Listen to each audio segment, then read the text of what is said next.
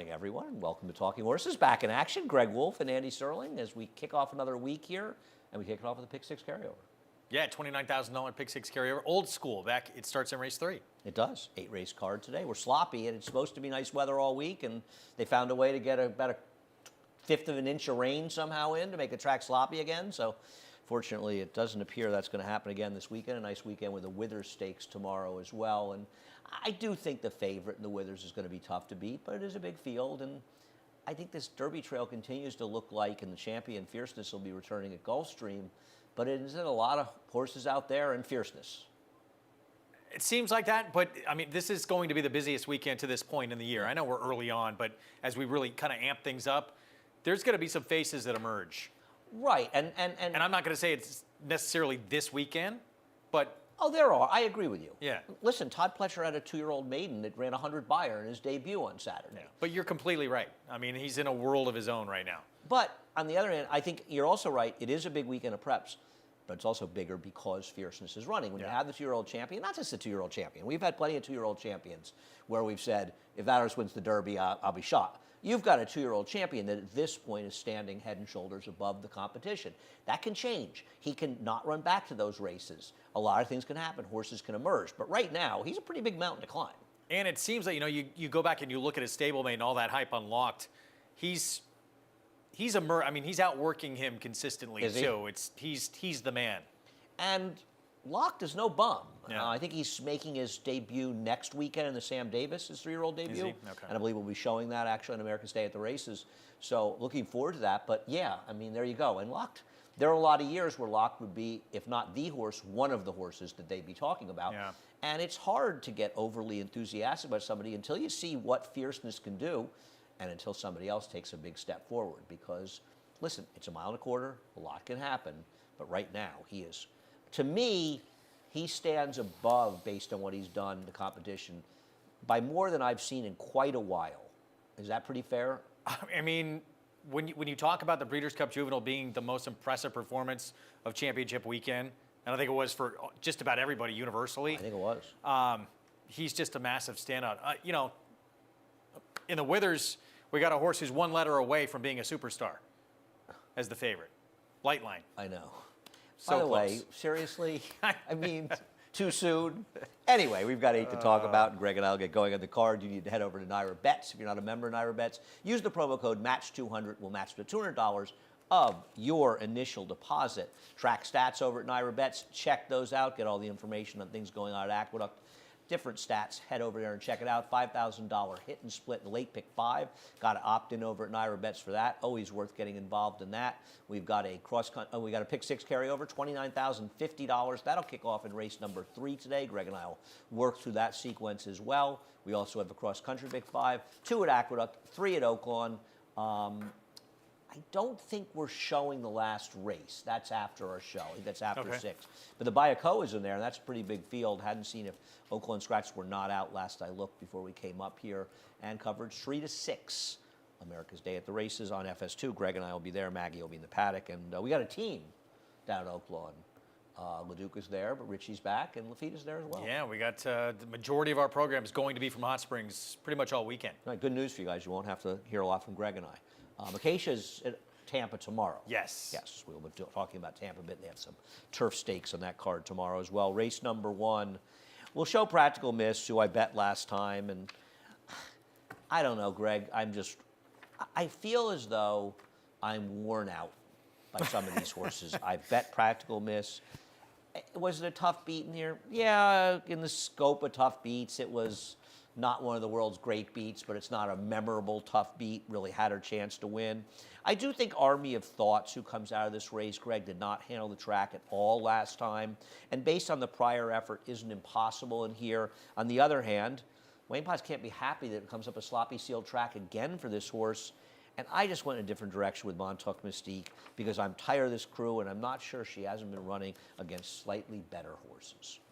Yeah, I think Montauk Mystique and I was torn really between the 5 and the 7 in this spot. I think Montauk Mystique's going to run a big race. I look back at that Dream on Kara race last time out, and it was off about a 5-month layoff. It was the first time dropping in for a claiming tag, And it does make this big move around the turn, was 4 wide. And I know a lot of the best running that day was done with horses who were the extreme outside. But that's this also because everybody stayed outside, too. Yeah. And the winner came up towards the inside. Right. And this was, the last race on the card where maybe it wasn't as much of that. I still think that this horse had every right to flatten out and still kind of finished in that race, and I think moves forward second off the bench. Gets a rider switch to Eric Cancel. Certainly not impossible. Has had a lot of chances, but frankly, so has Montauk Mystique. When you get to this point, she's had 9 chances on the dirt. Dream on Kara and Montauk Mystique has had 8. So to say that she's had less chances, we'll see what happens in race number 1. I didn't have any brilliant thoughts in here. I don't know if I have any brilliant thoughts all day. They're definitely not in the first race. Race number 2. I want to start off by taking a look at the video of the horse that I have on top in here, and that's the number 5, Golden Rocket. And I like Golden Rocket a lot in this race. I thought she ran very well last time. This is a race that fell apart. She was on top of the pace the entire way. Dame Cinco was the other speed. She ended up finishing 7th. She came back with the second-place finish, the horse you have on top. I know that Golden Rocket's not going to get the lead in here. She'll have to rate a little bit. Greg, I thought her last race and her last 2 races were good, and I preferred her over an entry where they can both win, though I prefer Fancy Azteca, different than you, but I cannot pick entries. They are horrible values, and the day that the Gaming Commission figures out how bad entries are for the game and for players will be a great day. Yeah, echo those sentiments 100%. I have Golden Rocket second in here. I like that performance too. Major player in here. Dame Cinco, I think, is in some ways the most intriguing horse on this card today. Okay. Because that last race decimates his field. I mean, it's not even close. But 2, 3 starts back. 3 starts back, I could almost forgive that performance. Ain't Broke was in there. He was 3rd in the Interborough. Something went wrong, Copa Girl for Brad Cox ran 86 by her. Even the horse was 5th in there. Actually, was 3rd in the Alabama the year before. It was a tough group. The race, you say, well, she was off from April to October. So first start with the Dutro Barn. She ran fine. She actually ran pretty good. Yeah. So what's the excuse? 2 starts back in that. And was it the fact that she's on the lead and maybe she's now just better coming from off of it? Maybe she didn't like being pressed down the inside. The problem with her, Greg, is we look at Fancy Azteca in her last start, and she's a reclaim by Dutro. Because she's part of this entry is going to be, I think, a pretty strong favorite in here. And if you want to bet Dame Cinco, you were going to get a much better price. So I just cannot take these entries. I have no argument with anything you're saying. I'm not going to be surprised if the entry is successful. Either one of them can win. I prefer the 1A, but I certainly think that you could be right. And her last race was good. I just can't gamble because entries are bad value. I know you get 2 of them, so there's something to be said for that as well. And sometimes you get bailed out by the other half. But I want to bet one horse. I don't want the other one. Remember 3-part entries? 4-part entries? I have one of the great moron stories of my life. I love Touch Gold in the Breeders' Cup Classic. And instead of taking the $13 as part of a 3-ply entry with Coronado's Quest and some bad horse named Awesome Again, I very cleverly found like 11-1 overseas and bet $200 on just Touch Gold. And I really felt like the genius that I think I am, when Awesome Again won and paid $13 and change. And I thought, yeah, that $13 seems pretty good right now. Touch Gold was last, I think. Whoops. Yeah. Yeah. What about Fancy Azteca and Frau Diablo battling up for you? You just think? Well, I think there's got to be some pace. And that probably helps Dame Cinco more than it helps Golden Rocket. But I just like Golden Rocket's recent form. I thought her last race was very good. But I'm not going to argue with you about the entry. I just don't want to take an entry. That's all. I didn't like anybody else. Price is going to be horrible. Swedish Princess could pick up the pieces, but I think she might be not quite as good as the entry. Race number 3. Pick 6 starts here. Yes, $29,050 in this carryover. And I don't think it's a super interesting sequence, and can talk about it a little bit. You've taken Talkin' Pharaoh, who's coming off a layoff, and this was the last dirt race, where he showed an important element of the ability to rate. Now, he's got speed outside of him in Little Luca and speed inside him with Bad Larry, but the way he rated here is not supposed to be a problem. The question is, does the layoff bother you? This was, well, yeah, a little bit, but not as much as we were looking at with Harvard, who scratched in here.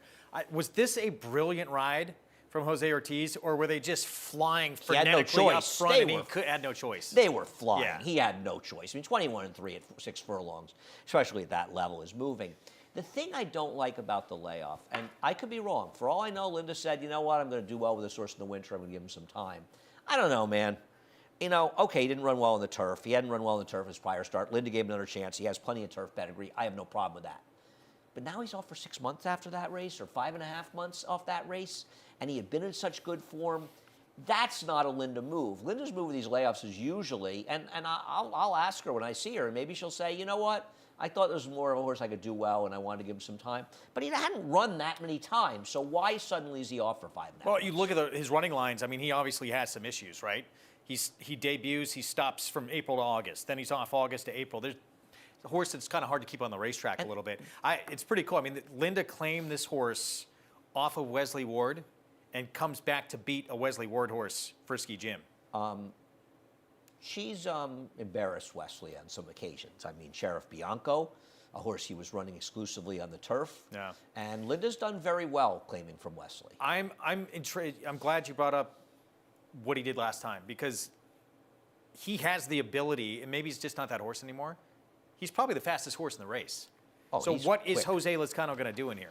I don't know. I think that's a reasonable question because you know you can rate, but yeah, you're better off in front. But is Lane Luzzy or Coca Kai, are they supposed to take back 2 speed horses outside of him? Yeah. And I don't know. You know, listen, I do think he's the horse speed. I agree with you.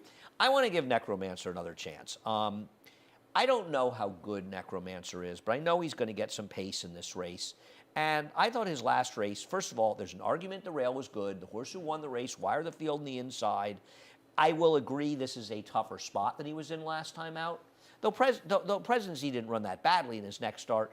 And I just wonder if he needed that race off a layoff and get some pace. So I want to give him a chance in here as the closer. So I'm kind of 2s and 6s in here.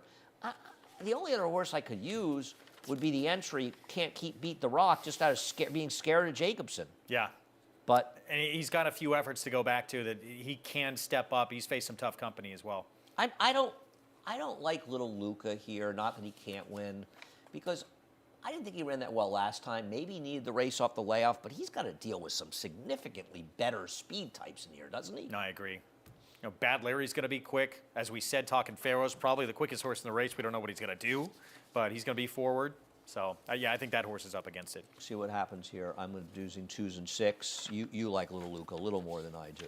Race number 4 kicks off pick 5. There's that $5,000 hit and split in the pick 5. And we'll show Magnolia Moonlight 2 races back. Last time out, he was just over his head, and he couldn't make the lead. Isn't he supposed to go right to the front in today's race? The 6 horse is a problem for him a little bit, isn't it? Not on the pace projector, but I think it's more of a problem than the pace projector does because the 6 is stretching out. So Yeah, I don't disagree. I see that as a potential issue, but I thought it was a 2-horse race. I really think the 2 and the 3, tough for me to see someone else stepping up in here. I agree. I thought the 2 and 3 were very much the 2 horse in this race. I agree. Both Rungius and Coffre kind of were last time was the time horses. They're stepping up. They've got to improve to win. They're not impossible.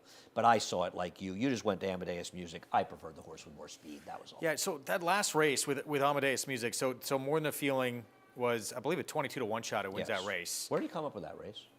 So I'm glad you said that. So him and Amadeus Music, these two, they both jumped 14 and 15 buyer points forward in that race.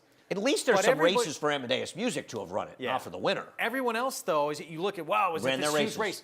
Either they went backwards or they were right within what they've done in the past. So maybe they just are moving forward. It was a fast race. I agree. It was an aberrationally fast race. But as you said, everybody else ran their numbers in there. So there's no reason to look at that fig and think it's not accurate. And imagine that Thurograph has the horse running a pretty big race as well. Yeah. And look, legitimately got bumped in there, was last, but this horse always has issues out of the gate. So I don't foresee Bit that of a probably lack. not happening again today. Yeah, I just feel like his chief competition has a tactical edge on him. That's No, why no I put it question. 2. But, Yeah. you know, they are the 2 horses that I think a lot of people will focus on in the pick 6. Late pick 4. Greg and I'll take a quick break. We'll be back in just a moment. For almost 150 years, the Saratoga name has been synonymous with the finest quality, sustainably sourced spring water available anywhere. Saratoga carries on the rich tradition of its forefathers by crafting each stunning blue glass bottle with the same attention to detail and care that has been its hallmark for generations. Visit SaratogaSpringwater.com today or ask for us by name at your local market or restaurant. Saratoga Spring Water. Make every day exquisite.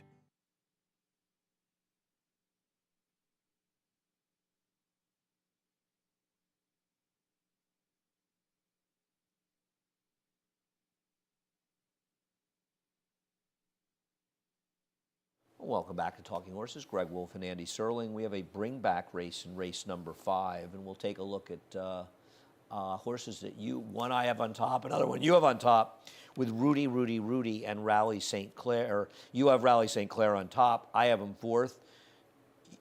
I don't have Rally St. Clair very high. You have him on top, and you don't have Rudy anywhere. I want Rudy because he was down on the rail, and I think the rail may have been off that day. And I want to prefer him over the 2 because I think he was hurt by being down towards the inside. Yeah, Rudy. Look, and 2, maybe Lasix too is going to help him finish. So I have him 3rd. Oh, you do? Okay. Oh no, I'm sorry, I do not. No, You I do 6, not. 7, 1, 10. My bad. I was torn between the 6 and the 7 pretty heavily in this spot. I think Crown That Saint is a major player in here. I like the last race fact was fast. he is making some changes. And to me, this was one of the toughest races to determine who is going to be in the lead in this race. Raleigh St. Clair, I think, has the ability. I think the Silvera is going to send Rudy.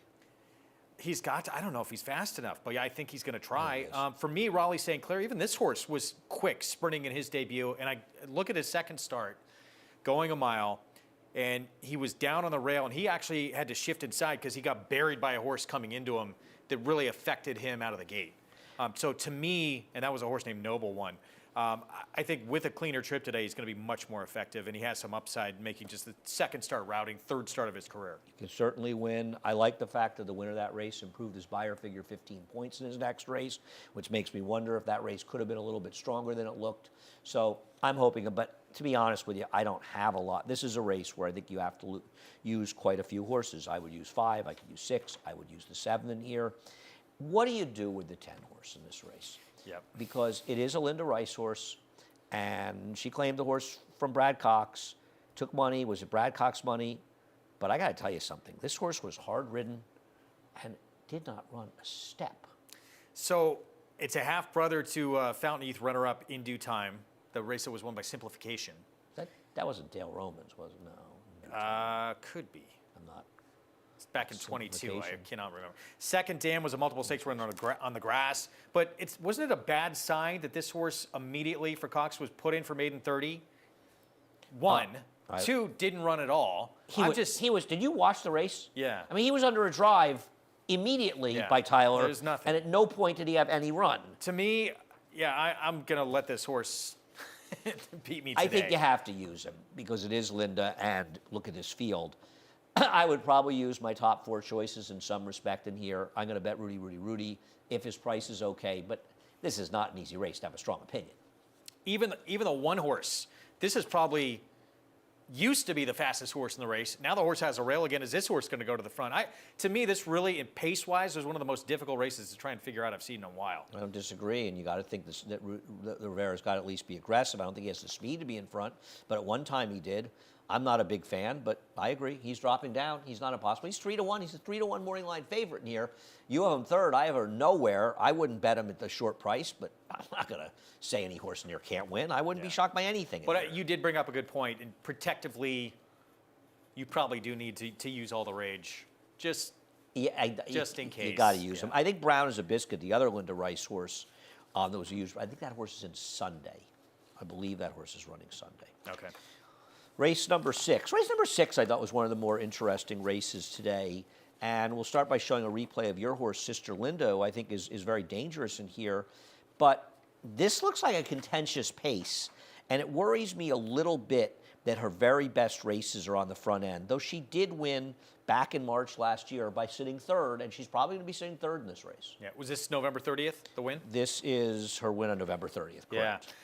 Yeah. To me, I look at that, and as you just said, I'm hoping she does not have to have the lead because, I don't think she's going to get it in here either. 4-8 feel fast, right? Yeah. I do like the fact, too, that, look, last time out, she was just overmatched. She's dropping from 32 to 16. Some others that are dropping in here as well.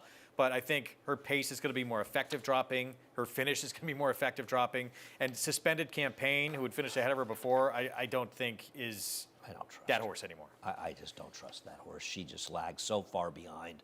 I mean, couldn't beat Gringotts that day. That was a pretty hungry field. I feel like there are better horses in here, including the drop down with Suspended Campaign. I mean, even Mira Viglioso, who doesn't win, but she was on a dead rail last time, and I don't think she should be discounted. I don't love the race she's coming out of, but I think she fits very, very well in here. I know that Halo City doesn't win. She's not a winning type. She's got 4 wins and 40 starts and 19 seconds and thirds. She ran last time. Yeah.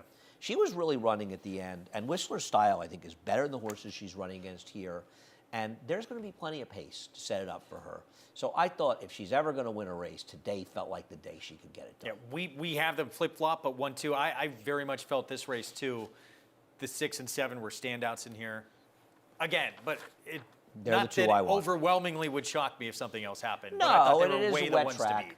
I would have the 1 and 4 as C's and the 6 and 7 as A's because I do think there's that argument for Mira Viglioso. I don't love her as generally as a horse, but she was on the rail last time. And I think Vegas weekend, I mean, maybe Rivera just guns the front and she just outruns him on the front end, and sometimes that's what works. And she's probably the most consistent runner, at least to provide the kind of race she can and it's of been anybody in facing the field. better horses overall as well. So we'll see. I agree. Tricky race here. We'll see what happens in race number 6.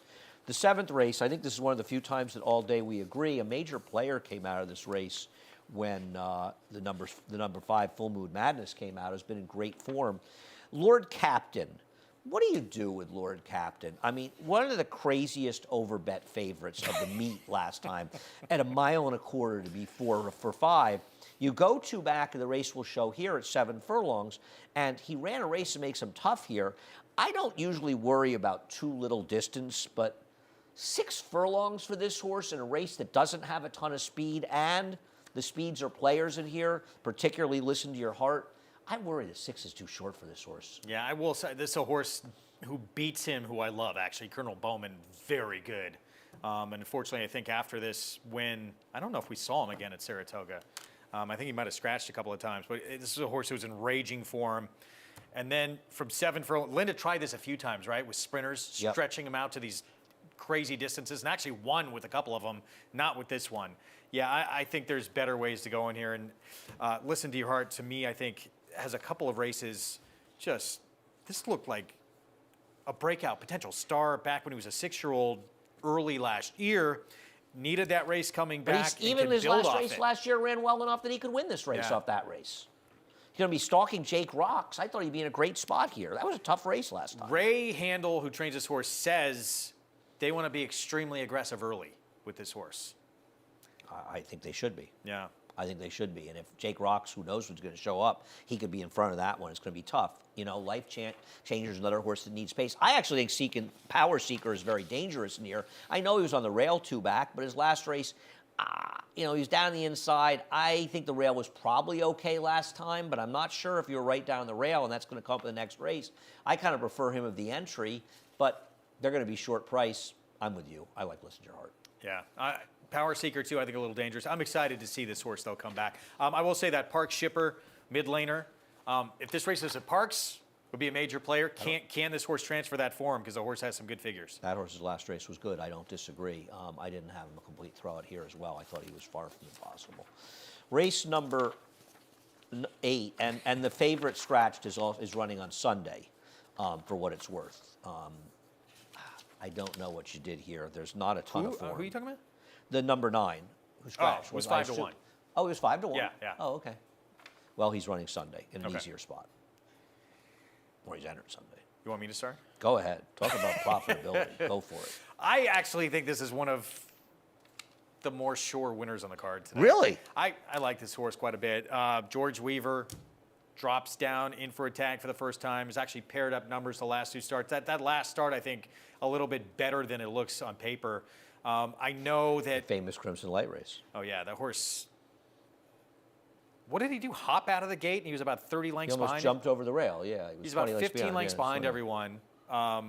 Not even on the screen. I don't want anybody from that race but him. But dropping down here, this horse obviously is one of the horses. Obviously, the horse who were widest did the most effective running that day. But I just think that from a talent standpoint, this horse has a big edge. And I think breakthrough performance is coming up today against softer company. I don't know. Maybe. George Weaver's numbers dropping down. Maiden special, maiden claim in the dirt. He's 8 for 44, $1.14 ROI. In sprints, he's 5 for 28 with a 95-cent ROI. Hasn't been a great stat for him in here. What do you do with a 6 computed? You have him second. I'm against him in this race. I do think, though, he ran pretty well last time. We'll take a look at his last race. I just thought there might be better horses in this race than the ones he faced last time. Outside of, I think there are a few interesting horses. What in there. about the one?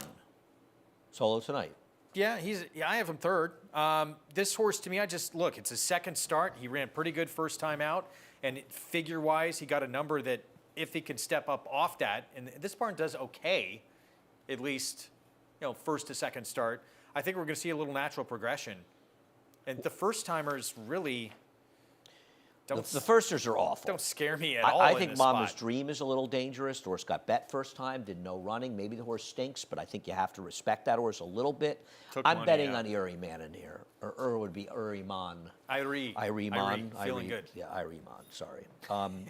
I will say one thing about this horse. His figure is close enough that he only needs to jump a little bit to be contentious here. And this horse, after breaking a half length slowly, was absolutely glued to the rail. I mean, right on the rabbit at the dog's rail. And I wonder if that's a day when you did not want to be right on the rail.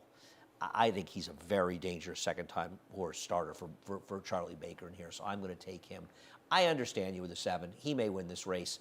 I'm not a huge fan of this horse. He is the most logical horse in here. I'm betting on Irene Man.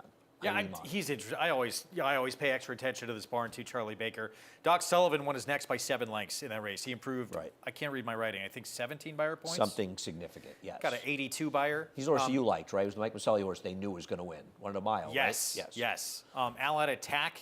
Came back and improved 10 buyer points. Gate to Now, wire. to be fair, he had a trip in this race, and he had a very good trip in his next start. So the improvement wasn't as significant considering the difference in trips. But I agree, he's coming out of a live race. Second dam was the New York Bred Stakes winner of the Fifth Avenue. There's a little bit of pedigree there.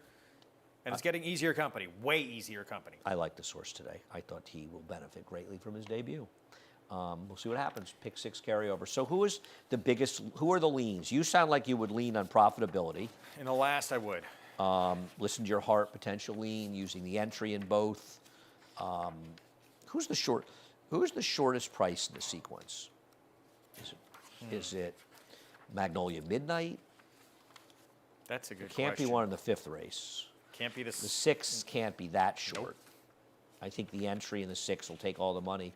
I don't think there's anybody in this sequence that is a massively short price. Maybe in the first leg, Talking Farrell will be a relatively short price. With the scratch of Bayou Spirit and Harvard coming out. Maybe. Maybe he ends up 8-5 off the layoff or even lower. He's so much the worse to beat if he runs back to his races. Yeah. See what happens. All right, head over to Naira Bets. If you're not a member of Naira Bets, no better time than the present. Use the promo code BATCH200. We'll match the $200 of your initial deposit. Play through Naira Bets. Keep the money in the game. Check out Strat Stats at NairaBets.com as well. Lots of information there. You got to check it out on the Naira Bets website. We've got a $5,000 hit and split, the late pick 5. Ooh. Starts in race number 4. I will be opting into that momentarily. It's so easy to opt in as well. 5,000. I played that 20,000 pick 4 at Gulfstream, and I would have hit it. I know I was 2 for 4, but if Castle Chaos had won, I lost by a nose at 25-1, and the horse that ran second, the California horse, they ran second to National Treasure. He had every chance to win. He was not a tough, hard luck loser. Oh, Senor Buscador? Senior Buscador, who was almost 10-1, that pick 3 would have paid about $3,000, and that was a $20,000 hit and split. How many pick 4? How many people could have hit that through Naira Bets? Yeah. You know, I felt like you with one of those beats that I could have made a little score in that for nothing. I think I bet $48 or something. Anyway, you can opt in for that. Pick 6 carryover, 29,000 and change. A little bit of change. Cross country pick 5. Races 7 and 8 here, 8, 9, and 10 at Oaklawn. Believe just through 8 and 9 will be shown in our show because we're on from 3 to 6. There'll be some cameo appearances by Greg and I. If you don't blink, you might catch us. 3 to 6, got the crew down at Oakland Park. Big weekend there with the Southwest. Some nice stakes. I'm excited to see Alva Star. Oh, the horse yeah. who was so impressive in winning the 100 Priors buyer last last start. year. Yeah, ran second last time out to Vava, who probably California was lucky that there were no planes there because she would have won the La Brea doing a cartwheel down the stretch. A lot of pace in that race, though. She's good. I'm an Alva Star fan. You know, she made that appearance. She's got neat connections that are sort of below the radar, and I think Alva Star is primed to have a very good year. And the connections we're saying, she was the horse that people don't remember. You'll remember this. You remember the situation where Jose Oscano had to wear substitute silks, but they ran the real silks down to the winner's circle after she won. And they were saying that they wanted to be a little bit, you know, not bite off more than she could chew last year, but this year, hopefully have the goods to run in some grade ones. And based on what we saw last year, I think she could really be the goods she's a in good that story. division. Yeah, cool division. We'll see what happens. We'll see if Goodnight Olive. I know they want to bring her back. We'll see. I'm skeptical that a horse like that will be able to come back, but I hope she can. But for the others, you hope she can't. And there are some pretty good ones. I think there are some new horses with her and Vava sort of on the fringes that could be real players in that division this year. Well, if she does come back, that's going to instantly become one of the most intriguing divisions we have. I agree, and I think between those two, running second, 1-2 in the Raven Run, they're very talented runners. Anyway, that'll be tomorrow at Oaklawn, but 3 to 6 today will be on all day tomorrow. Chris Griffin, he's gearing up, he's ready. He'll be on next where they reprise the scratches and changes. Have a great day. For almost 150 years, the Saratoga name has been synonymous with the finest quality, sustainably sourced spring water available anywhere. Saratoga carries on the rich tradition of its forefathers by crafting each stunning blue glass bottle with the same attention to detail and care that has been its hallmark for generations. Visit SaratogaSpringwater.com today or ask for us by name at your local market or restaurant. Saratoga Spring Water. Make every day exquisite.